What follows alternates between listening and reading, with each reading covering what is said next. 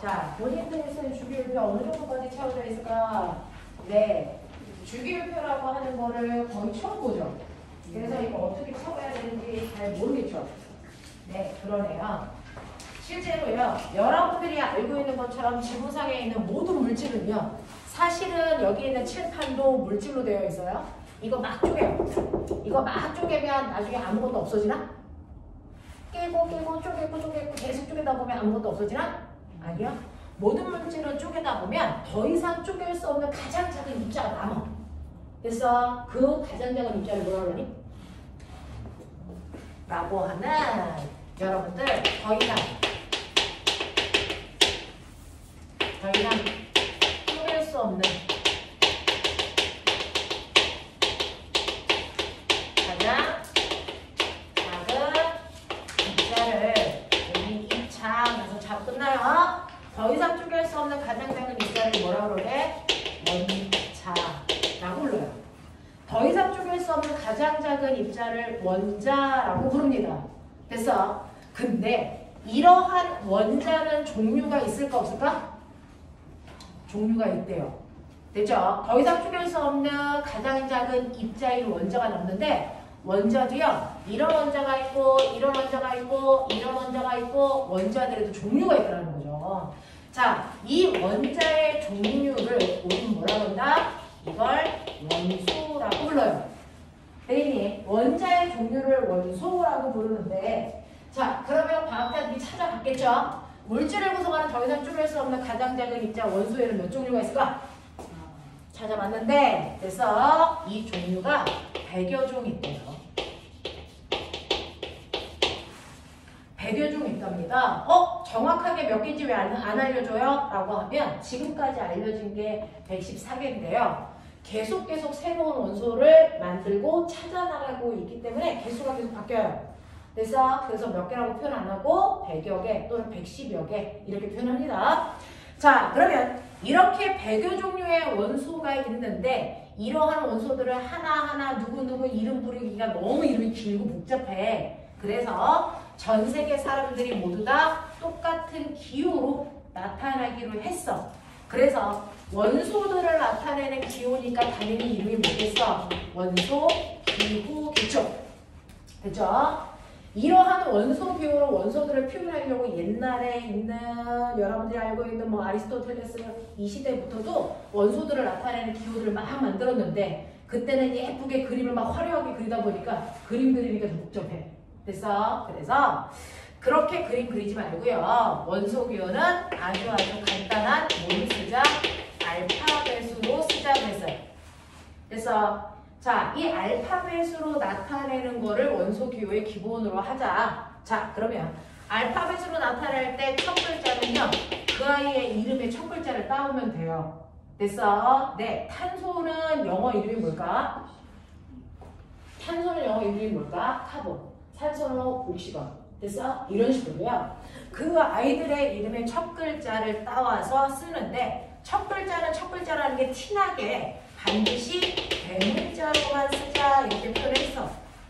그래서 우리가 여러분들 탄소라고 이렇게 써봤자 한국 사람들밖에 못 읽으니까 이걸 원소기호로 쓰는데 첫 글자가 C니까 C 이렇게 쓰는 거야.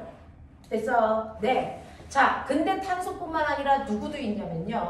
염소도 있고요. 칼슘도 있고요. 얘네들이 모두 다 첫 글자가 다 C야. 그러면 첫 글자 한 글자만 써놓으면 구별이 될까 안 될까? 안 되겠지. 그러면 이렇게 될 때는 하나만 그냥 한 글자 쓰고 놔두고 그걸 뺀 나머지 아이들은 겹치니까 얘네들은 모두 쓰자. 두 번째 글자까지 써주자 이 얘기야. 그래서 근데 이름 중에서 두 번째 글자도 알파벳이 겹칠 수가 있잖아. 그러니까 두 번째는요. 두 번째 글자에서 따오는 게 아니고 풀네임 중에서 겹치지 않는 알파벳을 가져다가 아무거나 쓰면 돼. 되겠어? 자, 근데 두 번째 글자는 첫 번째 글자랑 다르게 반드시 뭘로 쓰자? 소문자로 나타내자. 그래야 어디가 첫 글자인지 확인할 수 있잖아. 그래서 염소는 겹치지 않게 중간에서 따와서 알파벳 L 소문자 쓰기로 했어요. 됐죠? 자, 칼슘 같은 경우에는 겹치지 않는 글자로 뭐 쓰기로 했어요? A 쓰기로 했어요. 이게 칼슘이에요. 됐어? 이런 식으로요. 원소들을 겹치지 않게 전 세계 사람들이 같은 기호로 나타내니 여러분들이 나중에 화학의 다양한 이름들을 쓸 건데 H2O 이렇게 쓴다든가 CO2 이렇게 쓴다든가 보시면요. 여기에서 대문자가 몇 개 있습니까? 대문자가 몇 개 있습니까? 2개 있죠. 됐어? 그러니까 이 안에는 누구인지 지금은 읽을 수 없지만 두 종류의 원소가 들어있구나. 이거예요. 됐어? H라는 원소하고 O라는 원소가 되어 있네? 이 얘기예요. 됐죠? 여기 대문자 몇 개 있어요? 네, 두 종류 있어요. 그죠? C하고 O. 아, 얘는 이런 원소가 결합한 거구나. 됐어? CaCO3. 지금은 뭔지 모르지만 대문자 몇 종류? 대문자 몇 개? 하나, 둘, 셋. 보이세요? 그래서 얘는요. CA라는 아이가 하나의 원소를 나타내는 기호구나. 여기까지 확인하겠죠? 그리고 얘도 대문자고 얘도 대문자니까 아, C라는 원소와 O라는 원소도 결합한 거구나. 그러니까 이 안에는 세 종류의 원소가 결합해서 물질 만들었네. 뭐 이런 거 읽을 수 있죠. 그래서 이런 식으로 첫 글자는 대문자로 첫 글자를 뺀 나머지 문자들은 소문자로 표현을 해서 어디까지가 하나의 원소 기호인지 구별할 수 있게끔 하자. 예를 들어 A, B, D 이렇게 썼어. 어떤 화합물이 이렇게 되어 있대. 이 안에 원소가 몇 종류 들어있게? 세 종류. 알겠어? 자, A, B, D 이렇게 되어 있대. 이거 몇 종류야? 몇 종류? 두 종류죠. 대문자가 두 개니까. 알겠어? 네. A, B, D 몇 종류야? 한 종류야. 이렇게 구분할 수 있어요. 됐죠? 그래서 대문자의 개수만 세면 그 안에 원소가 몇 종류 있는지 우리가 알 수 있어요. 네. 이런 식으로요. 원소 기호를 이렇게 쓰자라고 약속한 사람이 화학의 아버지 돌펀이에요. 그래서 돌펀이라는 사람이 원소들을 나타내는 간단한 기호인 원소 기호를 처음에 어떻게 써야 되는지를 형태를 잡은 사람. 됐죠? 그래서 첫 글자는 알파벳의 대문자로 쓰자 그랬지 영어로 쓰자고 안 했습니다. 알겠어? 알파벳으로 나타내자 라고 표현했고 첫 글자는 반드시 대문자로 두 번째 글자부터는 중간에 아무 데서나 겹치지 않는 알파벳 가져다가 소문자로 표현합니다. 그죠? 이런 식으로 간단하게 원소 기호를 나타내면 저기에 있는 일본 사람들도 북한 사람들도 미국 사람들도 다 우리가 똑같은 원소 기호로 같은 원소를 표현합니다. 그죠? 이렇게 됩니다. 자, 이런 식으로 원소들을 원소 기호로 표현하게끔 됐다. 자, 그러면 100여 종류의 원소가 있으니까 걔네들을 나타내는 100여 종류의 원소 기호가 있겠죠. 그쵸? 그 원소 기호들을 여러분들은 나중에 두 번째 다음 주에 오면 배울 건데 하나하나 다 여러분들은 외우셔야 됩니다. 대략 고등학교 3학년 때까지 한 30개 정도 외우시면 되는데 그 원소들도요. 규칙성이 있어요. 규칙성이 있어서 규칙성을 잘 나타내게끔 표를 작성해 놓고 이 표의 위치에 따라 얘는 어떤 성질이 있겠구나라는 걸 미루어 짐작할 수 있거든요. 그래서 고등학교에 올라가면 화학 수능 문제는 다 주기율표 위치상 어떻구나라는 걸 여러분들이 미루어 짐작해서 문제를 푸는 거거든요. 그래서 중학교 때도 그냥 주기율표 안에서 외우자. 똑같은 일을 두 번 반복하지 않게. 알겠어? 그래서 주기율표 상으로 그냥 외울 겁니다. 자, 그래서 이 표의 이름이 바로 주기율표라고 하고요. 이 주기율표는 원소들이 가지고 있는 원소의 규칙성이 눈에 잘 보이게끔 만들어 놓은 표예요. 그래서 중학교 때는 잘 쓰지 않습니다. 하지만 실제로 상위권 친구들 선행 많이 하는 친구들은 주기율표로 외웁니다. 왜? 고등학교 선행학습을 해야 되니까. 됐죠? 그래서 자기들도 선생님하고 주기율표로 외워볼게요. 자, 주기율표를 이렇게 보시면요. 이렇게 되어 있는데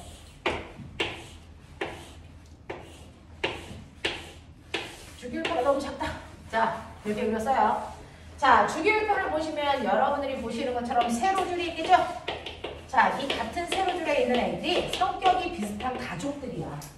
그래서 성격이 비슷해서 한 가족이라고 부른대요. 그래서 가족 족자를 써서 얘네들이 족 이렇게 돼요. 그 중에서 첫 번째 가족들의 번호가 1번이라서 1족 원소들 이렇게 불러요. 그렇죠? 그러면 여기는 몇 족이겠어요? 그렇죠. 이족 원소들이에요. 됐죠? 자, 그럼 당연히 여기가 몇 쪽이어야 되는데? 근데 얘가 13쪽이래요. 왜냐면 이 사이에 3족부터 12족까지는 성격이 대개단이 이상한 아이들이어서 대학 가서 배워요. 그래서 고등학교 3학년 때까지 안 배웁니다. 됐죠? 그래서 그거를 생략하고야. 됐죠? 생략하고 우리가 외우는 풀 버전에서 얘네들은 생략하고 외웁니다. 그러면 얘가 몇 쪽이겠어요 이제? 14쪽. 여기 몇 쪽? 15. 여기 몇 개? 16. 여기 17. 여기 얼마? 8쪽이라고 하는 걸 쓰셔야죠. 여기에 보면 여기에 밑에 줄에 보면 족 쓰는 칸이 있어요. 1족, 2족, 13족, 14족, 15, 16, 17, 18 이렇게 외우시는 거예요. 됐죠? 거기다가 세로줄의 제목을 쓰시면 되죠. 얘네들이 바로 족번호입니다. 자, 같은 세로줄끼리는 성격이 비슷하기 때문에 가족 족자 써서 이렇게 표현합니다. 됐죠?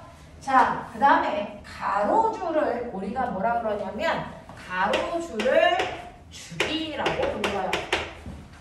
가로줄을 주기라고 부릅니다. 그 중에서 가장 위에 첫 번째 줄을 1주기 연소 이렇게 표현합니다. 됐어? 그 다음에 여기를 뭐라고 하면 되겠어? 2주기. 여기 몇 주기? 3주기. 여기 몇 주기? 4주기. 그래서 실제로는요 7주기까지 있는데 우리는 4주기까지만 외웁니다. 되겠어? 이런 식으로 되어 있다고요. 주기표가. 됐죠? 자, 그러면 이런 식으로 되어 있었을 때 첫 번째요. 요 칸에 들어가는 아이가 누구예요? 라고 하면 자, 가장 우주에서 가벼운 원소가 들어갑니다.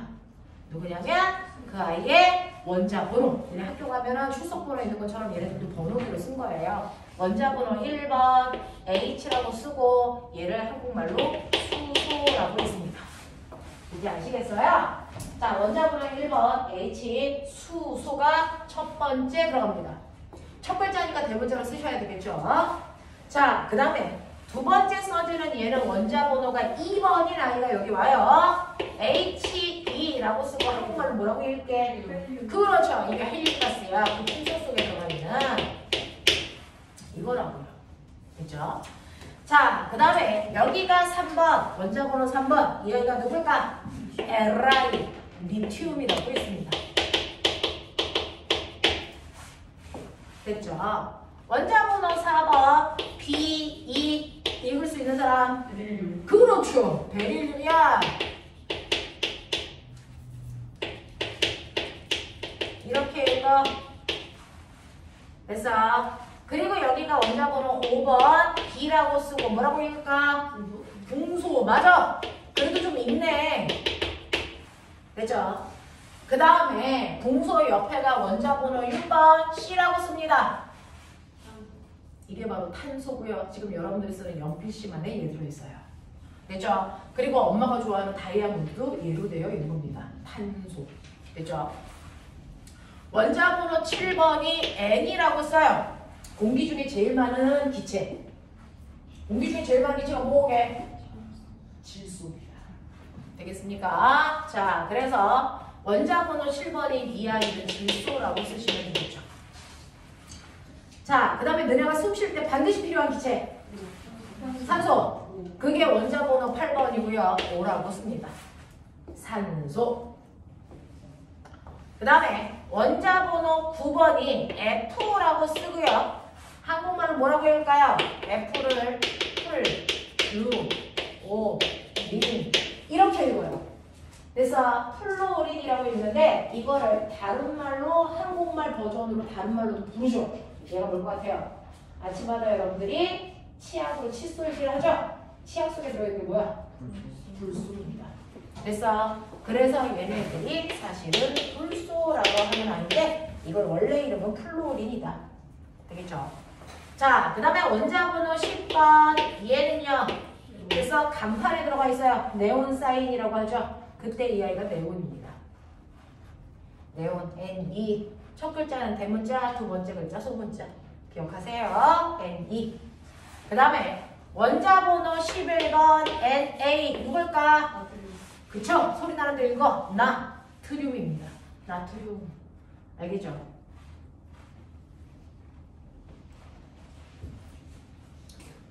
원자번호 12번 MG라고 씁니다. 네, 소리 나는 대로 읽으시면 마그 보이죠? 그래서 마그네슘이라고 하는 아이예요. 자, 원자번호 13번 AL 이거 뭐냐? 네, 소리 나는 대로 읽으시면 R 소리 나죠? 알루미늄입니다.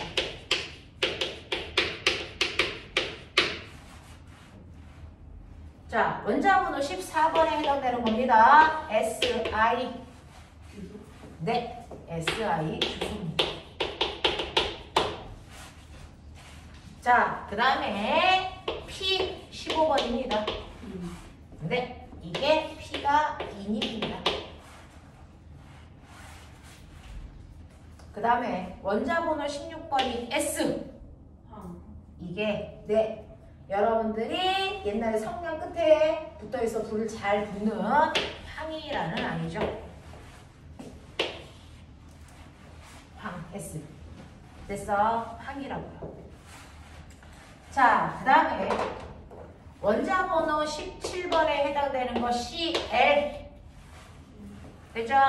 CL이 바로 염소입니다. 소금 만들 때 얘가 결합해서 소금이 돼요. 소금은 염소하고 나트륨이 만나서 만들어진 겁니다. 자, 그 다음에 원자번호 18번이 AR. 네, 소리 나는 대로 읽어보시면 아르 소리 나겠죠? 그래서 아르곤은 주로 전등 안에 들어있는 기체들로 쓰입니다. 자, 그 다음에 원자번호 19번이 K입니다. 아세요? K 칼륨입니다. 칼륨. 그리고 우리가 외워야 되는 이제 마지막입니다. 원자번호 20번까지 외우거든요. 원자번호 20번에 해당되는 거 CA. 칼슘.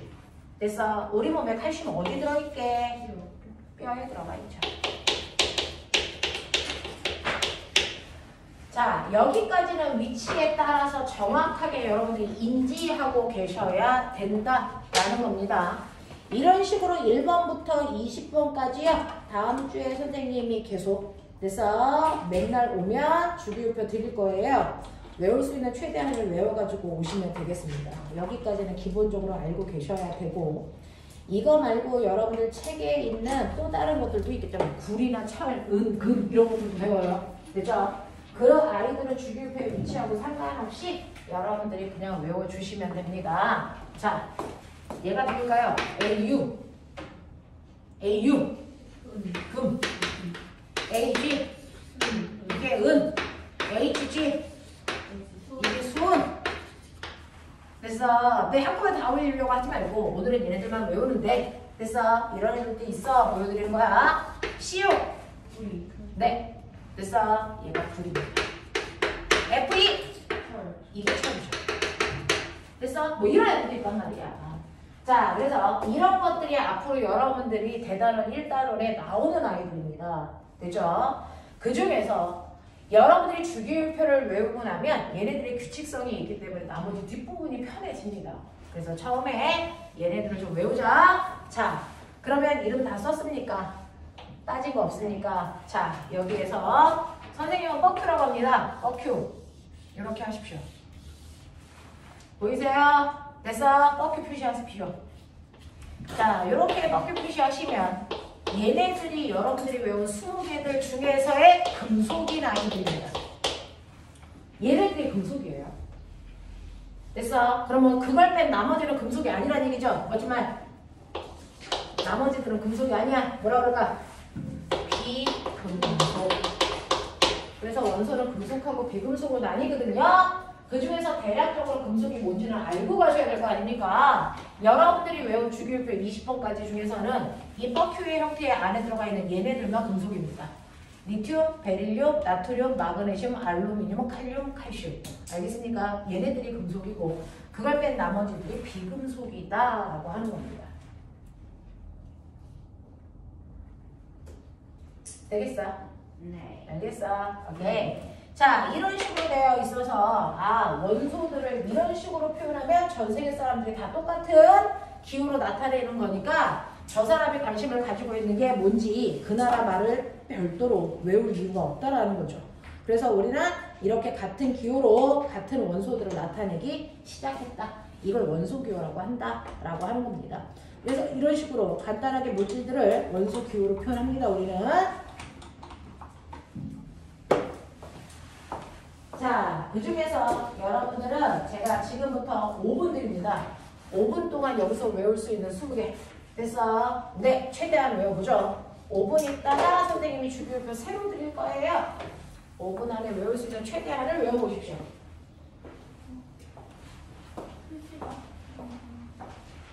뭐야? 금소고요. 네, C라고 쓰고 탄소요. 네, N이라고 쓰고 질소요.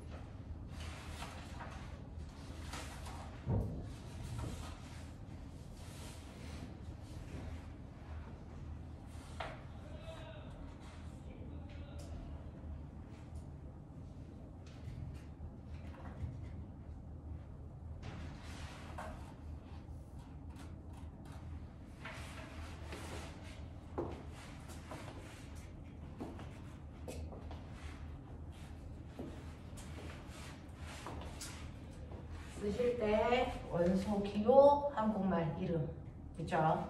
그리고 옆에 1주기, 2주기, 3주기, 4주기 그리고 조기 1족, 2족, 13부터 18까지 됐어? 이것도 똑바로 쓰셔야 되고요. 금속 표시합시다. 뻑큐 알겠냐? 여기까지 써주셔야 됩니다.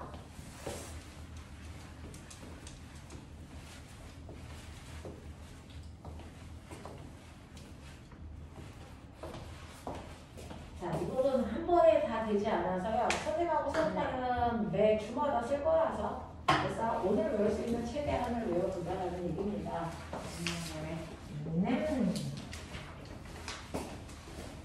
자, 보지 말고 쓸 수 있는 최대한을 해보시면 됩니다.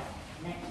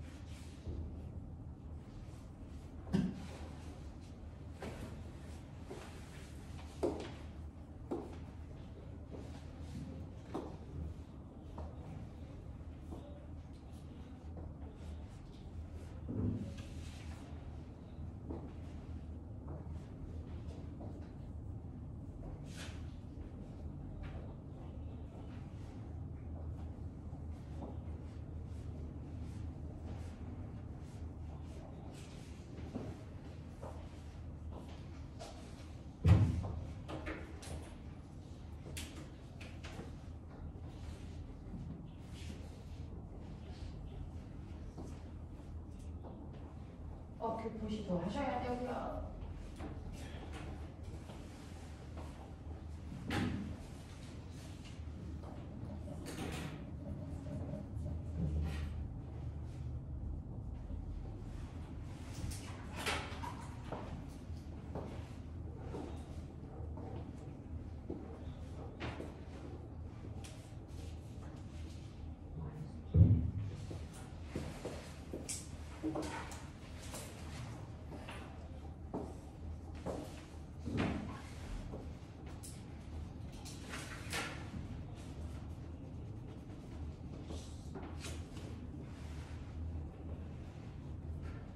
자, 몇 개나 썼냐? 5개. 지금 보니까 다 쓴 사람도 있어. 네, 다 쓴 사람도 있고요. 많이 잘 외우셨네요. 근데 이제 오늘 외웠던 게 다음 주에 가면 또 생각이 안 나요. 그러니까 일주일에 한 2번은 이거 꺼내서 읽어보시면 되고요. 다음 주에 와서 계속 써볼 수 있게끔 할게. 자, 고개 들어. 네. 1번부터 불러. 기억나는 대로 보지 말고. 네, 1번에 수소 됐죠? 네. 자, 2번 그렇지. 헬륨. 3번 그렇지. 리튬. 4번 베릴륨. 5번 금속. 6번 탄소. 7번 질소. 8번 산소. 9번 플루오닌. 10번 네온.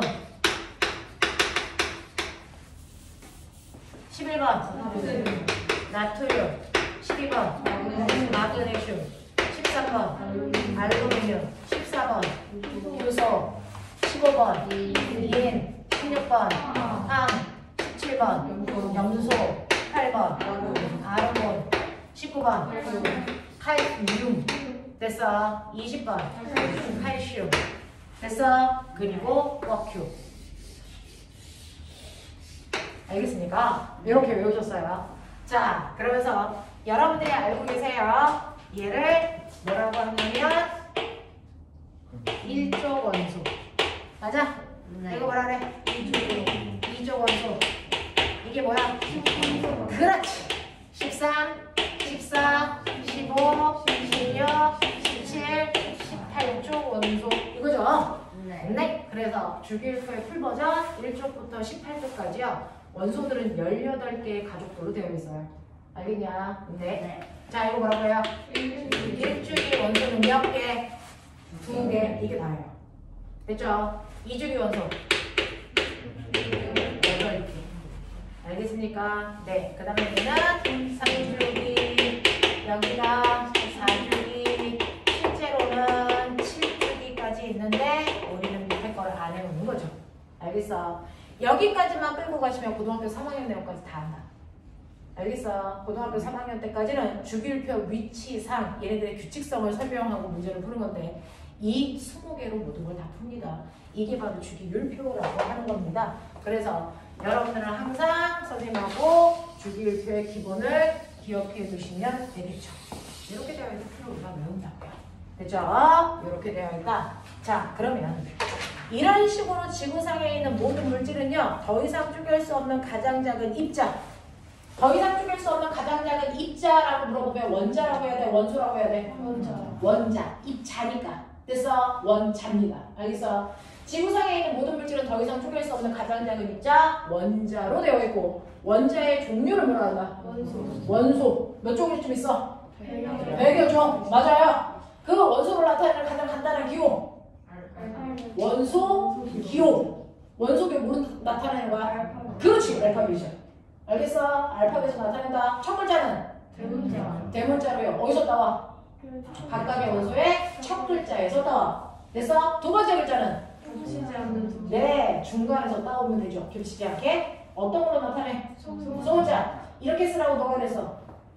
누가 알려줬어? 이렇게 쓰라고. 선생님 아니야? 누가? 돌턴. 우리의 친구 돌턴이 그랬어? 됐죠? 이렇게 나타내서 우리가 원소 기호를 이렇게 쓰는 거구나 라고 하는 거 알아냈어. 그럼 꼬맹아, 내가 이렇게 쓸게. 이게 원소들이 결합해서 만들어진 물질을 나타내는 분자식이야. 자, 이제 뭐 배웠으니까 좀 읽을 수 있나? 여기 안에 원소 몇 종 들어있어? 그렇지. 됐어. H라는 아이와 O라는 아이 되어야지. 자, 그러면 이제 읽으려고 노력해봐. 얘 누구야? 그렇죠. 수소와 뭐가? 산소가 결합해서 뭐 되는 줄 알아? 물. 이게 물이야. H. 내가 맨날 마시는. 알겠니? 그러면 H가 2개네? 이거 뭐야? 수소 원자 2개와. 되겠어? 네. O가 하나래요. 이를 생략합니다. 수학처럼. 됐어? 그럼 얘는 뭐? 산소 원자 몇 개? 1개가 결합했어요. 이 뜻이에요. 됐어?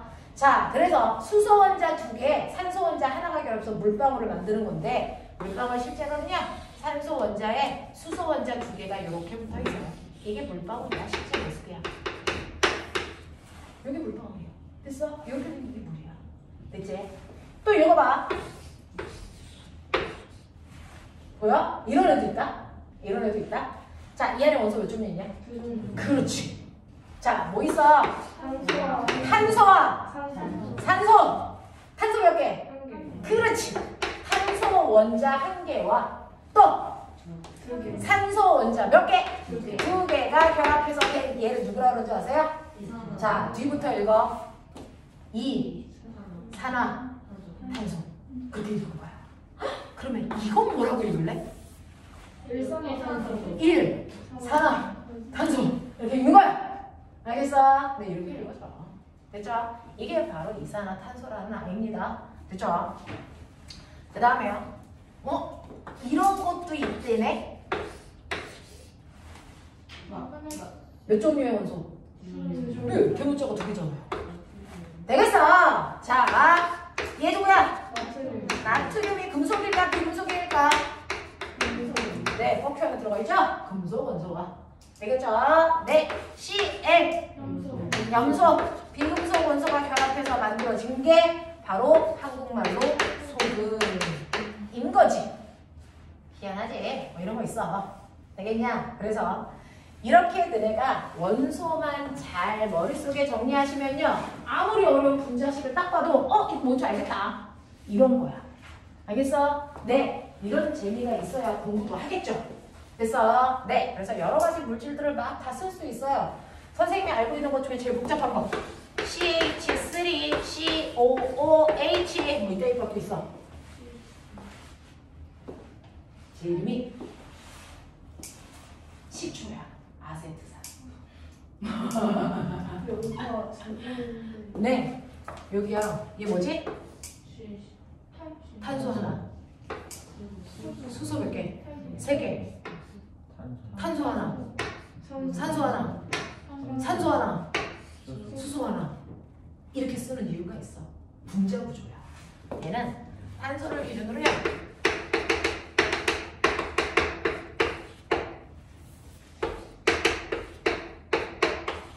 이렇게 붙어 있어. 그래서 CH3 됐어? COOH 그냥 이렇게 쓴 거야. 알겠어? 뭐 이렇게 쓴다. 이런 애들 있다. 이게야. 이게 누구야? 탄소. 탄소 몇 개? 1개. 수소. 4개. 이게 메테인 도시가스.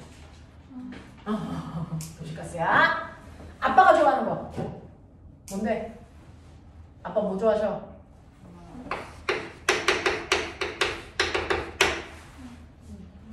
뭘까요? 그 중에서 알코올은 2가지가 있는 거 알아요? 먹을 수 있는 알코올하고 먹으면 안 되는 알코올이 있어요. 됐어? 식용알코올의 이름. 그래서요. 알코올 먹을 수 있는 거 에탄올, 먹으면 안 되는 거 메탄올. 알겠습니까? 알코올 2종류가 있어요. 먹을 수 있는 알코올이 에탄올이고요. 먹으면 안 되는 공업용 알코올, 알코올 램프 속에 들어가 있는 거 메탄올. 아빠 차 타면 가끔 가다가 아빠가 그 윈도우 그 뭐죠? 워시 뭐죠? 워셔액을 뿌리면 가끔 술 냄새 나지 않아요? 워셔액 뿌리면 술 냄새 나요. 그리고 여러분 손 소독제 하면 술 냄새 나죠? 알코올 냄새. 됐어요? 자, 우리가 인간들이 맡을 수 있는 그런 것들은 다 에탄올 이거 쓰셔야 돼요. 메탄올은 발암물질이라서. 그래서 암을 유발합니다. 그 에탄올이 이렇게 써집니다. 이런 거 지금 외우려면 머리 빠사져. 그냥 이렇게 봐. C2H5OH 이게 그래서 마셔도 되는 에탄올이랑 알코올. CH3OH 이게 공업용 알코올, 메탄올. 되겠습니까? 뭐 이런 느낌이야. 이런 느낌. 그래서 여러분들이 이렇게 보시면 원소 기호들이 우리가 쓰고 있는 저 20개 안에 있는 아이들을 반복해서 쓴 것들이야. 그래서 보면 아 이거구나 라고 하는 거, 거기에 숫자가 의미하는 게 뭐구나. 그래서 이런 것들이 이제 보여. 그래서 하나하나 선생님하고 이제 배울 거예요. 이렇게 된단 말이야. 그래서 지구상에 있는 모든 물질은요, 이렇게 더 이상 쪼갤 수 없는 가장 작은 입자 원자로 되어 있고, 원자의 종류를 원소라고 하고, 그 원소들이 결합해서 다양한 물질을 만든다. 그 물질을 만들어서 그 물질들을 나타내는 분자식을 이런 식으로 썼구나 라고 하는 게 보여진단 말이야. 그죠? 그래서 반드시 여러분들은 기본적으로 뭐 20개는 외워보자. 그러면 앞으로 배우는 것도 알아듣는 게 훨씬 더 빠르다라는 얘기입니다. 자, 그래서 이런 식으로 되어 있다라고 하는 거 여러분들 보시면 되는데요. 그럼 옛날의 과학자들은 지구상에 있는 모든 물질, 그래서 더 이상 쪼갤 수 없는 가장 작은 입자, 원자로 되어 있다는 걸 그래서 태초부터 알고 있었을까? 아닌가? 아니죠. 옛날 사람들은요, 막 바퀴 모기들에게 불러서 기어져요. 하늘에 태양이라는 물질도 있어. 사람이라는 물질도 있고 장미꽃이라는 물질도 있어. 이런 물질들이 도대체 어디서 태어나는 거야? 맨 처음에 이 물질은 어떻게 만들어진 거야?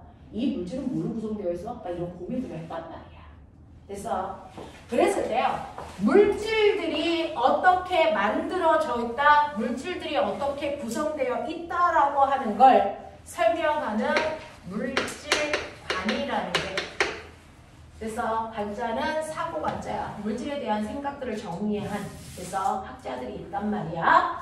자, 이 물질관을 정리하면 크게 두 가지 갈래로 나눠져. 너네가 좋아하는 그 아리스토텔레스라는 그 말 많은 그 아저씨와 그래서 네, 데모크리토스라고 하는 정반대의 얘기를 하는 두 명의 학자들로 나눌 수가 있는데 옛날 사람들은 뭐라고 생각했냐면 모든 물질은 쪼개면 그래서 더 이상 쪼갤 수 없는 가장 작은 입자가 남는 게 아니고요. 모든 물질을 쪼개면 근원이 되는 물질로 돌아간다. 그래서 모든 물질은 자, 모두가 같은 근원에서 만들어졌다. 이 근원이라는 것에서 물질이 만들어졌다라는 걸 우리는 뭐라고 하냐면 여기는 속설 이렇게 모든 물질은 몇몇 개의 근원으로 만들어진 거야. 됐어? 네. 라고 얘기한 게 연속설이고 그거 아니야. 모든 물질은 더 이상 쪼갤 수 없는 가장 작은 입자로 만들어졌어. 이건 뭐라 그럴까? 입자설이. 여기서 말하는 입자가 뭐겠니? 원자죠. 그걸 얘기한 거야. 그럼 둘 중에 뭐가 맞아? 우리는 이게 맞다는 거 알아요. 근데 그게 맞다는 거 알기까지 많은 과학자들이 막 증명하고 실험하고 이렇게 했단 말이야. 맨 처음에 우리가 믿었던 건 뭐냐면 연속설일 거야 라고 생각을 했어. 그랬다가 이거 아니네, 입자설이네, 이렇게 생각이 바뀌게 된 거야. 자, 그 중에서 맨 처음에 모든 물질은 몇몇 개의 근원에서 만들어졌다는 얘기를 처음으로 하기 시작한 과학자 이름 탈레스. 누가 얘기했냐? 어디서 들었냐 너는? 아, 한 번 했었구나. 탈레스라고 하는 사람이야.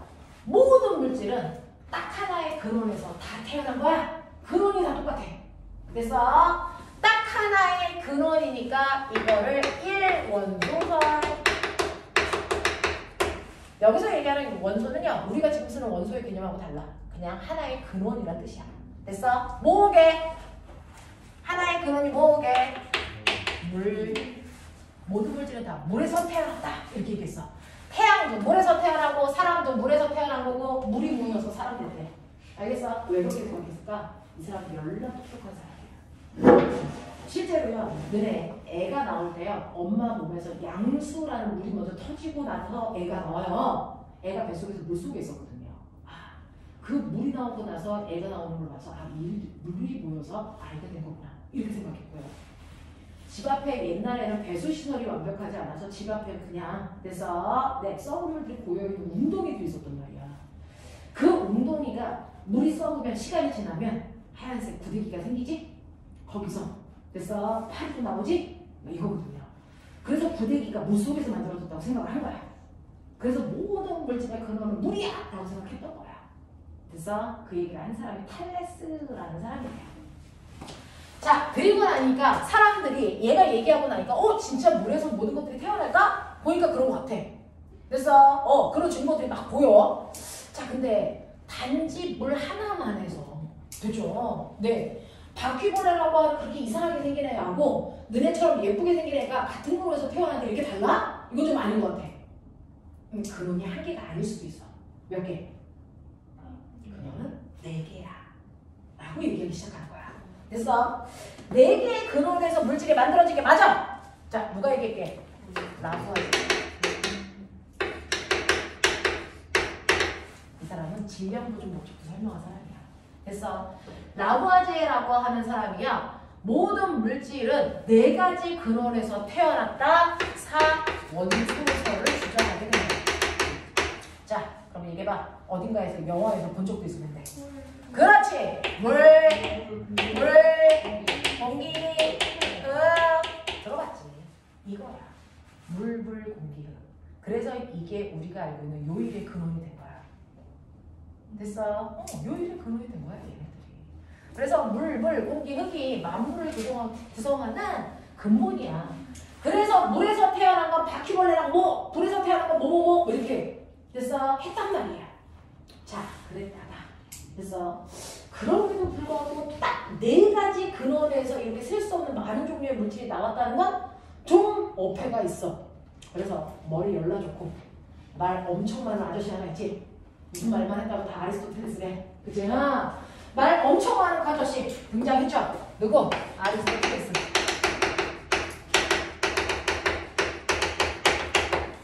자, 아리스토텔레스가요, 라부아지에가 얘기한 사원소설 맞아. 사원소설 맞아. 모든 물질의 근원은 더 이상 없어. 이거 4개야. 근데 라부아지에가 얘기한 것처럼 물에서 태어나는 거 뭐뭐뭐, 불에서 태어나는 거 뭐뭐뭐가 아니고 사실은 물, 공기, 흙이 서로 섞이면서 물질을 만드는 거야. 됐지? 물, 공기, 흙. 됐냐? 자, 물과 불이 섞이는데 거기다가 내가 뭘 준다? 차가움을 줄 때 뭐가 만들어지는지. 차가움의 반대. 뜨거움을 줄 때는 뭐가 만들어지는지. 됐어? 습함. 이거의 반대. 습함. 네. 건조함. 이런 식으로요. 지구상에 있는 모든 물질은 물, 불, 공기, 흙이라는 4가지 근원에서 만들어졌는데 이때 차가움, 따뜻함, 습함, 건조함이라고 하는 자극을 줄 때마다 물질은 다양하게 변해가는 거야. 됐어? 네. 자, 그래서 이렇게 모든 물질은 4가지 근원에서 자극을 줄 때마다 다양하게 변한다라고 하는 사원소 변환설을 설명한 거야. 근데 요즘은 변환설이라는 단어 안 쓰고 그냥 사원소설 그냥 같이 써. 알겠어? 네. 그래서 아리스토텔레스도 4가지 근원에서 태어난 거 맞는데 그 근원에다가 어떤 자극을 주느냐에 따라 물질은 변해가면서 새로운 물질이 된다. 이렇게 얘기한 거야. 되겠어? 자, 이렇게 아리스토텔레스가요, 그렇게 멋진 말을 많이 하는 아저씨가 얘기하니까 사람들은 다 믿기 시작하는 거죠. 그래서 한 2000년 동안 얘가 얘기한 걸 믿었어. 그런 거야. 모든 물질은 물, 불, 공기에서 태어나고 거기다가 차가움을 조금 줄 거냐 많이 줄 거냐, 뜨거움을 조금 줄 거냐 많이 줄 거냐, 이런 것들에 따라 물질은 다양하게 변해가는 거야. 자, 이걸 믿기 시작했죠. 근데 우리 중세시대가 어떤 시대인지 알아요? 중세시대는 기독교가 전체 사고를 지배했던 시대죠. 그래서 하나님의 말을 무조건 들어야 되고 하나님의 말을 어기는 사람들은 무조건 지옥에 가고, 그 다음에 실제로 죄를 지었는데 천국 갈 수 있는 방법은 뭐야? 그거 뭐 사야 되지? 면죄부. 죄를 면해주는 거. 그거 사야 돼. 근데 그거 사려면 돈 엄청 많이 들어. 그러니까 사람들은 천국 가고 싶으니까 돈을 많이 벌어야 돼. 맞아? 네. 그런 시대가 바로 중세시대야. 그럼 돈을 많이 벌어야 되는데 그때는 우리처럼 1000원짜리 지폐 이런 거 없지? 그때는 돈의 역할을 하는 게 뭐였어? 금. 그래서 금덩어리 만들려고 했어, 과학자들이. 됐냐? 금덩어리를 만들어야 되는데 아리스토텔레스라고 하는 스승님이 모든 만물은 자극에 따라 다양하게 변할 수 있다고 했어. 그래서 머리 좋은 애들이 이거구나. 그러니까 주변에 있는 뭐?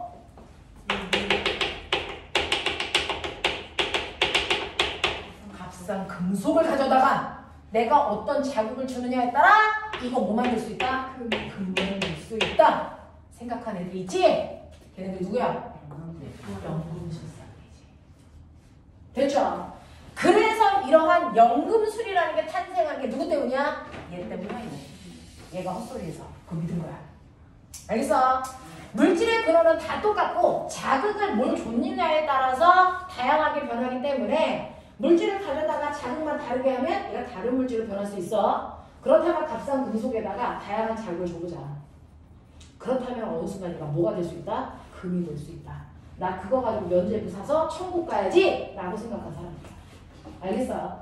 자, 그래서 주변에 있는 값싼 금속을 가져다가 금을 만들려고 했던 연금술사들이 태어납니다. 이 연금술사들이 믿었던 건 바로 아리스토텔레스의 사원소설입니다. 되죠? 그래서 다양한 자극을 주면서 금이 될 때까지 막 실험을 하는데요. 이 사람들이 천재일까 바볼까? 열려 천재야. 됐어? 그래서 이 사람들이 화학의 아버지야. 되겠냐? 그래서 이 사람들이요. 가져다가 물질에다가 다양한 자극을 줍니다. 가열하고 냉각하고 물을 가하면서 화학 반응을 실제로 시켜보고 그걸 실제로 실험으로 행동을 하는 사람이야. 그래서 화학이라는 거에 기초를 만든 사람들이 연금술사예요. 그러면서 자기네들이 하고 있는 모든 실험을 일제히 쭉 꼼꼼하게 뭐한다? 기록한다. 그래서 실험 보고서를 다 작성하기 시작합니다. 되겠습니까? 네. 그래서 실제로 실험한 사람들이 연금술사야.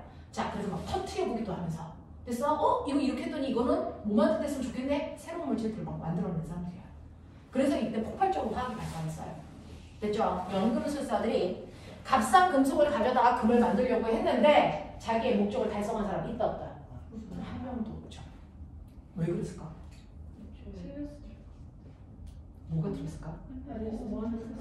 맞아요. 금은 금이라는 원소로 되어 있잖아요.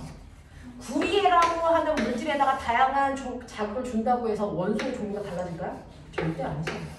그걸 몰랐어요. 그쵸? 자, 그래서 실제로 다양한 자극을 주면 금이 됐을 거라고 생각을 했는데 어떤 사람도 금을 만들지 못했다는 거죠. 그러니까 연금술사들은 뭐라고 생각했어? 와, 우리가 병신이다! 이러지 않았어요. 자기네들이 그동안 썼던 실험 보고서를 꼼꼼하게 조사해봤는데 실험 중에서 됐어? 부족한 부분이라든가 오차 없고요. 안 해본 거 없다는 거야. 그럼에도 불구하고 금을 만든 사람이 한 명도 없네? 그렇다면 결론은 뭐야? 아, 우리가 믿었던 됐어? 아리스토텔레스의 사원소 변환설 자체가 잘못된 거구나. 그렇다면 이것과 같은 맥락인 모든 물질은 같은 근원에서 태어났다는 연속설 자체가 잘못된 거구나라는 걸 인정합니다. 자기가 잘못했다는 걸 인정한 사람들이야. 그러면 우리가 알고 있는 모든 물질은 같은 근원에서 태어났다는 게 잘못됐다면 뭐가 맞을까? 다시 됐어? 추적하기 시작합니다. 그랬더니 옛날에 아리스토텔레스하고 동시대에 태어났는데 말빨에서 진 사람이 있어요. 누굴까요? 데모크리투스 라는 사람이 모든 물질은 몇몇 개의 근원에서 태어난 거 아니야. 말도 안 돼. 금은 금이라는 원소에서 그래서 구리는 구리라는 입자가 모여서 된 거야 라고 얘기한 사람이 있다고요. 모든 물질은 그 물질간에 보유한 입자들이 모여서 된 거야. 몇몇 개의 근원에서 다양한 물질이 만들어진 거 아니야 라고 하는 입자설을 처음으로 주장한 사람이 있었다는 거죠. 그러면 우리랑은 전혀 반대 생각을 했었네? 혹시 이 사람이 얘기한 거 맞는 거 아닐까? 라는 생각을 연금술사들이 하기 시작했어요. 그래서 정말 모든 물질들은 그 물질만에 고유한 입자로 되어 있는지 확인해봐야지. 됐어? 라고 하면서 연속설이 틀리고 입자설이 맞다라는 걸 실험하기 시작합니다. 됐죠? 이걸 실험하기 시작합니다. 자, 그랬을 때요. 이걸 실험했던 사람들 중에서 여러분들 첫 번째 누가 있냐면 보일이라는 사람이 있어요. 보일이라는 사람하고 라부아제라고 하는 사람이 있는데요. 됐어요? 네. 그 보일이라고 하는 사람은 뭘 했냐면 제2자갈 실험을 했던 사람이고요. 됐죠? 네. 라부아제는 물분해 실험을 합니다. 됐죠? 연속설을 믿었다가 이거 틀렸네? 입자설이 맞나? 그러면 모든 물질의 근원은 물이라고 했는데 그러면 물이 근원이 아니란 얘기네? 그럼 근원이 아니면 물을 뭐 해볼 수 있으면 돼? 쪼개보자. 만약에 물이 모든 만물의 근원이라면 물은 쪼갤 수 있어야 된다 없어야 된다? 절대 없어야 된다. 그럼 내가 물을 쪼개볼게. 물이 쪼개지면 모든 물질은 물이라는 근원에서 만들어진 게 아니야. 물은 근원이 아니야. 모든 물질은 그 물질만의 고유한 입자가 있는 게 맞아. 라는 걸 얘기하기 위해서 라부아제가 물분해 실험을 합니다. 자, 그 물분해 실험을 한 됐어? 그 실험 장치가 위에 그림에 나와 있습니다. 자, 라부아제는 어떻게 했냐면요. 이렇게 철 파이프 있죠? 그걸 얇게 만들어. 철 파이프를 얇게 만듭니다. 이 철 파이프야. 그걸 스프링처럼 꼬아 놓습니다. 철 파이프가 이렇게 있는데 얘를 스프링처럼 꼬아놔요. 그래서 여기에다가 물을 붓습니다. 그래서 물이 그냥 쑥 지나가는 게 아니고 여기를 이렇게 뱅글뱅글 돌면서 천천히 지나가게 하는 거예요. 되죠? 네. 자, 이걸 우리가 주철관을 만들어서 왼쪽에서 물을 붓습니다. 그러면서 밑에 엄청나게 뜨거운 뭘 가합니까? 열을 가합니다. 계속 팔팔 끓여. 그럼 주철관이 엄청 뜨겁게 달구어져. 그 사이를 물이 훅 하고 지나가. 자, 그러면 넣을 때 물이었는데요. 만약에 물이 만물에 그으면 나올 때도 뭘로 나와야 돼? 물 나와야죠. 근데 나올 때는 뭐가 나오는지 아세요? 수소 기체만 나왔어요. 그럼 꼬맹아, 물이 수소가 나왔다는 건 물이 뭐 됐다? 분해됐다는 얘기입니다. 그럼 물이 분해되면 수소하고 뭐가 나와야 돼? 산소도 나와야지. 산소는 왜 안 나와? 산소는요, 여기서 물이 분해되면 산소가 나왔는데 그 산소는 철과 뭐였어요? 이게 철과 결합했어요. 그래서 철과 물이 분해할 때 나오는 산소가 결합해서 녹슬철, 산화철을 만들어요. 그래서 산소로 나오는 족족 여기에 이렇게 달라붙습니다. 그래서 산화철이 되거든요. 그리고 철과 달라붙지 않는 수소만 밖으로 평 하고 나옵니다. 근데 나 물어볼게요. 수소는 꼬맹아, 수소라는 기체가 나올 때 눈에 보일까 안 보일까? 절대 안 보이죠. 왜? 수소는 색깔이 없어요. 그래서 무색입니다. 그럼 수소인지 어떻게 알아? 냄새? 수소는 냄새도 없어요. 무취예요. 그럼 먹어봤나? 아니요, 눈이 맛도 없어요. 그럼 어떻게 알아? 어떻게 알지? 색깔도 없고 냄새도 없고 맛도 없는데 눈에 보이지도 않는데, 그치? 어떻게 알아? 수소인지 아닌지 확인하는 방법이다. 꼬맹아, 배웠다며? 수소인지 아닌지 확인하는 방법! 이제 그거 외우셔야 돼요. 됐죠? 어떤 물질이 나오는데요. 사실은 그 물질이 우리 눈에 보일 정도의 큰 물질들은 별로 없어. 작은 물질들 있잖아. 여기 산소인데 보이냐? 여기 질소인데 보이고 있어? 안 보이잖아. 그쵸? 이렇게 물질이 있지만 눈에 보이지 않는 아이들, 색깔도 없고 냄새도 없고 맛도 없어, 느낄 수 없는 아이들이 있어. 그 중에서 대표적인 게 수소야. 근데 들어봤지? 수소는 뭐 만들어? 수소, 폭탄. 그렇게 잘 터져. 그래서 여기에다가 불씨를 갖다 대면 그 불씨에 닿는 순간 이 새끼가 빵 하고 터져. 소리가 나. 그걸로 확인하시면 되고요. 선생님이 대학교 가서 첫 번째 1학년들이 했던 실험이 물분해 실험입니다. 그래서 수소가 뽀글뽀글 나가면 이제 수소를 확인하려고 불꽃 바닥에서 퐁소리가 들린다고 해서, 그죠? 소리를 잘 듣고 싶으니까 어떻게 했어? 기구기에 우려서 불꽃을 가까이 됐겠죠? 그래서 빵 하고 터졌는데 눈썹에 불이 실제로 붙었습니다. 그래서 선생님 대학교 1학년 때 눈썹 없이 다녔습니다. 대학교 1학년 때 눈썹 없는 사람이었어. 그래서 미팅을 한 번도 못 해봤어. 그때는 눈썹을 그려야 된다는 생각을 해본 적이 없이 그냥 모나리자 상태로 다녔어요. 그래서 친구가 없었어요. 되게 흉해요. 집에 가서 한번 밀어봐 눈썹. 정말 이상해요.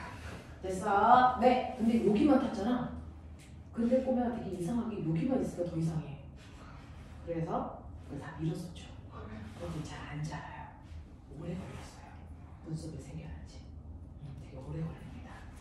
자, 그래서 수소는 펑소리로 확인한다. 알겠어? 그래서 여기에다 불꽃 갖다 대면 펑 하고 터지잖아요. 적어도 수증기는 아니야. 그럼 얘가 누구지? 아, 수소네. 그럼 물은 수소로 쪼개졌네? 그리고 주철관을 보니까 이 새끼가 녹슬었네? 여기 산소도 생겼네?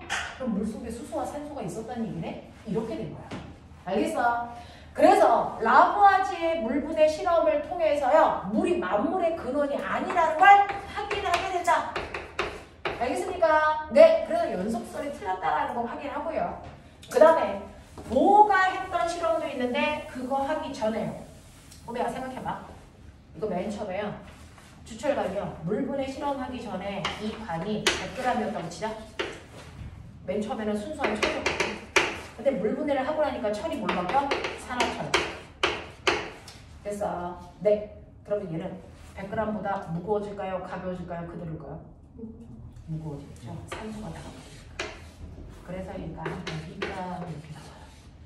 그래서 물분해 실험을 하고 나서 주철관의 질량이 커지는 걸로 아, 산소가 결합했구나 라는 것도 알아냈어요.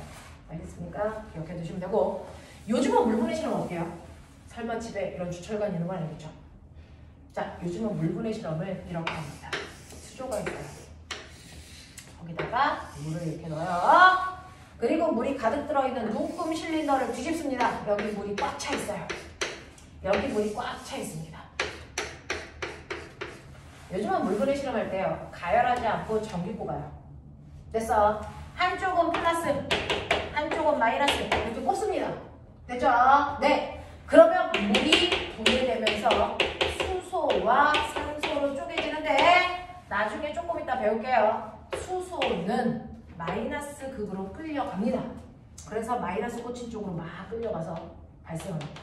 됐어? 산소는 플러스 쪽으로 끌려가서 기체가 발생합니다. 근데 나 물어볼게. 자, 기체가 가볍니? 물이 가볍니? 그러니까. 자, 수소하고 산소는 물에 안 녹으면서 가벼워. 그러니까 얘가 위로 올라가지? 근데 물질이니까 차지해야 되는 공간이 필요한데 여기 물방울 꽉 차 있어. 그러면 물에 녹지도 않는데? 여기 물이 꽉 차 있으면 수소는 어디로 가? 못 가죠. 그러니까 수소들이 어떻게 합니까? 물을 밀어버려요. 됐어? 그래서 기체가 생기면 생길수록 물은 밑으로 내려갑니다.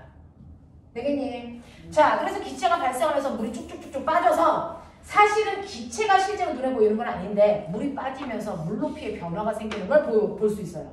그래서 여기 기체 생겼네? 이렇게 확인합니다. 알겠어? 자, 이런 식으로요. 물 대신에 기체가 그 공간을 차지하게 되는데 이때요.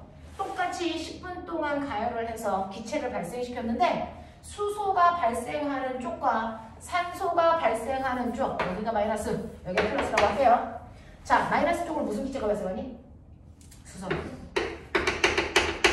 플러스 쪽으로 무슨 기체가 발생하니? 산소야. 근데 물 빠진 양이 똑같아 달라?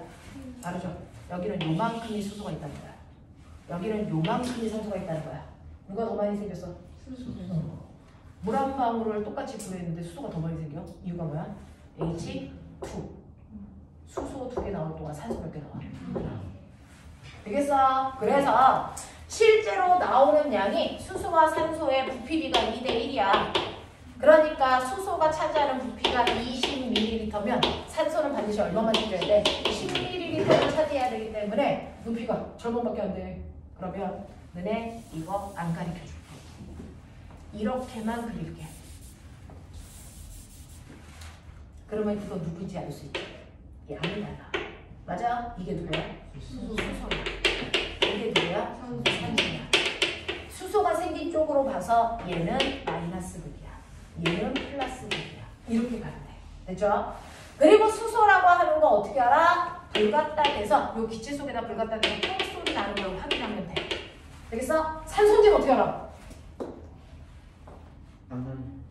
산소는요. 다른 물질이 잘 타게 도와주죠. 그러니까 꺼져가는 불씨 집어넣어봐. 그러면 불씨 갑자기 다시 확 잘 타. 산소라는 뜻이야. 됐어? 자, 산소는 꺼져가는 불씨로 살려내는 성질을 가지고 있단 말이야. 그걸로 확인해. 알겠습니까? 이런 식으로. 이런 식으로. 그래서 요즘은 이렇게 전기분해를 통해서 수소와 산소로 물이 분해된다는 거 확인할 수 있다고.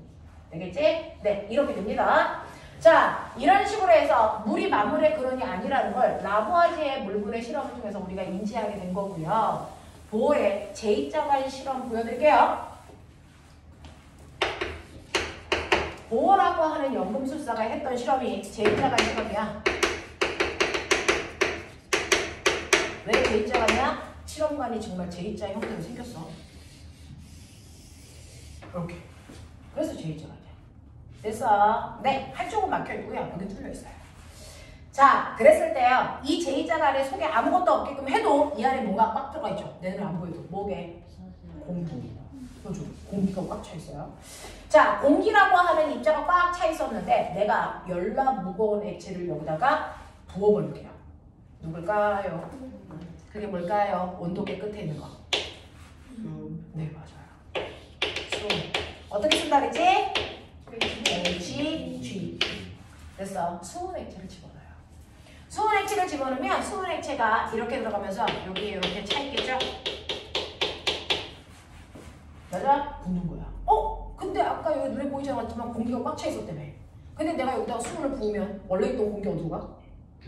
밀려서 일로 가죠. 여기 있어요. 됐죠? 여기 공기 있다고요. 아무것도 없는 것처럼 보이지만 여기에는 빽빽하게 많은 공기 입자들이 몰려있는 거야. 그치? 그럼 나 이제 여기부터 여기에 끝까지 수분을 계속 부을 거야. 자, 끝까지 수분을 계속 부어갈 거야. 그러면 수분이 중력 때문에 밀려서 저쪽으로 가는 거겠지. 그쵸? 네, 밀려가겠죠? 그러면 얘네들이 누르는 압력이 세니까 이 됐어? 빈 공간이 점점 뭘까? 줄어들겠죠? 그럼 내가 이거 무한대로 길게 만들어.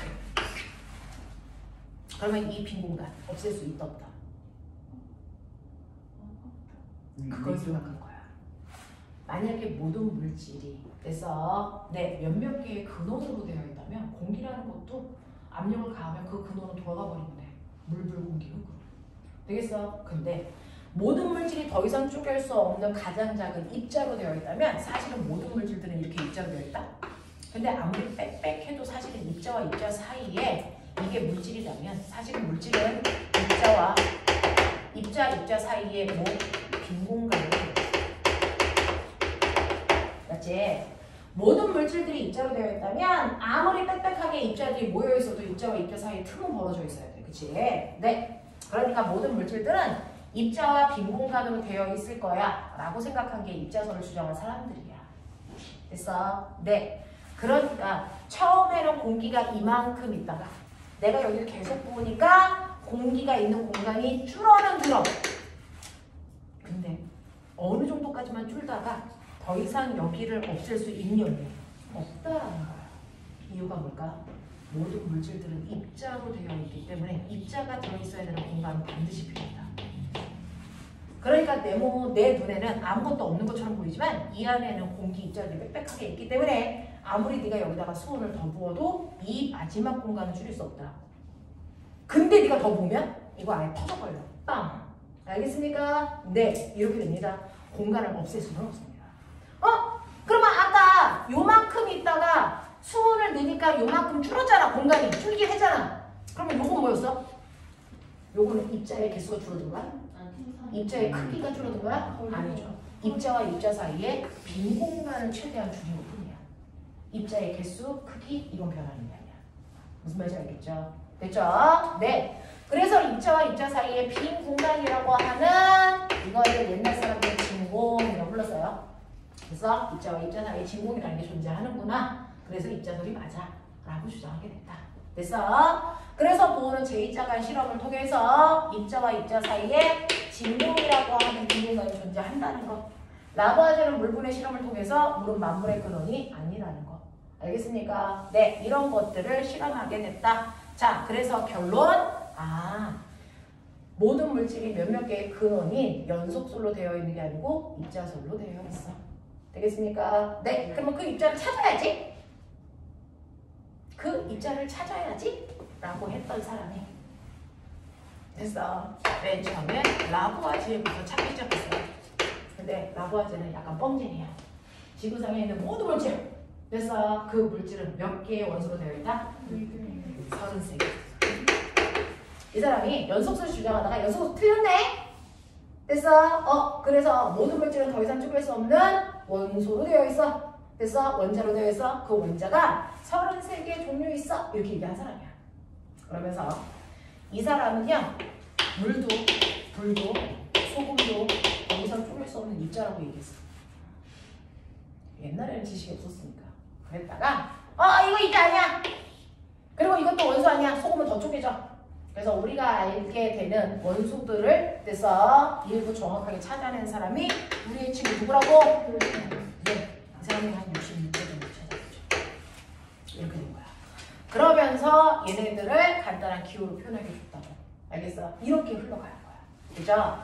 이런 식으로 해서 여러분들이 알고 있는 모든 물질은 그죠? 몇몇 개의 근원에서 만들어졌다라고 생각을 했다가 그게 아니고 그래서 입자들로 구성되어 있다는 입자들이 맞다라고 하는 걸 이렇게 확인해 갑니다. 여기까지 오는데 2000년 넘게 걸렸어요. 2000년 넘게 걸렸다고요. 자, 그래서 이런 식으로 해서 여기를 보시면 됩니다. 그래서 10페이지 보시면 탈레스라고 하는 모든 만물의 근원이 물이라고 주장하는 사람이 있고요. 아리스토텔레스의 사원소 변환설도 있고요. 그리고 나서 보일하고 라보아제는 입자설을 주장한 사람을 묶어버리세요. 입자설을 주장하게 됩니다. 보일은 제2자가 실험한 사람이고요. 라보아제는 물분해 실험을 통해서 만물의 근원이 물이다라고 하는 게 잘못됐다는 걸 인정하게 된 거고요. 그 밑에 보시면 라보아제가 했던 물분해 실험 장치들 나와 있습니다. 됐죠? 오른쪽에 모이게 되는 기체는 수소고 수소인지는 불 갖다 대고 통소리로 확인했다. 되겠죠? 자, 이렇게 됐다라는 겁니다. 그러면서 우리 주변에 있는 원소들이요. 어떤 원소들이 뭐에 쓰여? 여러분들 그 유명한 수소가 로켓의 연료로 쓰인대요. 산소는 우리가 호흡할 때 쓰는 거고요. 철 같은 것들은 건축 자재로 쓰이고 있습니다. 되겠습니까? 네. 자, 10분만 끊어볼게요. 10분만 끊었다가 나이자리 갈게요. 너네 여기 화장실이 어딘지는 아니? 우리 학원 너네 다니니? 이 수업만 들으려고 온 거니? 네. 아, 그렇구나. 그러면 네. 이 건물도 처음이겠네. 네. 여기 북도 쪽에 나가면요. 여자 화장실, 남자 화장실, 정수기 다 있어. 알겠어요? 네, 네. 10분만 끊었다가 시작할게요. 네.